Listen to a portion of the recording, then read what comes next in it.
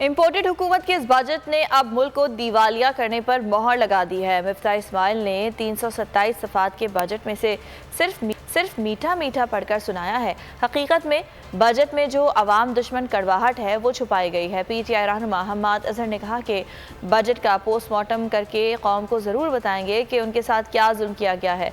इस बजट के बाद मुल्क में महंगाई की शरह 20 से 30% तक पहुँच जाएगी।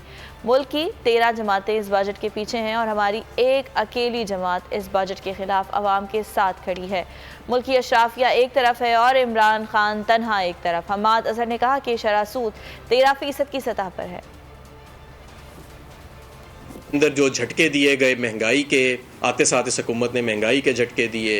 आपकी शरह महंगाई 30% के करीब होएगी, 20 से 30% के दरमियान होएगी। ये 327 सफ़ों का फाइनेंस बिल था। मिफ्ता इस्माइल साहब तो अच्छी अच्छी बातें सिर्फ बता गए, जो बाकी इन्होंने चीज़ें 327 सफ़ों में छुपाई हुई हैं वो आज हम पाकिस्तान तहरीक इंसाफ का इकनॉमिक सेल जो है उसकी मुकम्मल स्टडी करेगा, क्योंकि पाकिस्तान तहरीक इंसाफ ही वाहिद इस वक्त तो जमात है जो अपोजिशन कर रही है। बाकी तो 13 की 13 जमातें जो हैं वो इक़्तिदार में हैं और सारी अशरफिया पाकिस्तान की एक तरफ और इमरान खान एक तरफ खड़ा है।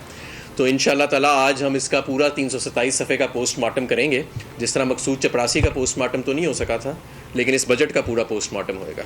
डीवैल्यूएशन के जो रुपए की कदर कम हुई, 22 रुपये सिर्फ 50-60 दिनों के अंदर, लोड शेडिंग जो 7,500 मेगावाट रोज़ाना हो रही है, शरह सूद जो 2009 की बुलंद तरीन सतह पर चली गई है, फॉरेन एक्सचेंज रिजर्व्स जो 16 अरब डॉलर से पाकिस्तान तहरीक इंसाफ के दौर में कम होकर 9 अरब डॉलर पर रह गए हैं।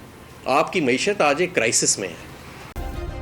सब्सक्राइब करें और बेल दबाएं ताकि कोई खबर रह न जाए।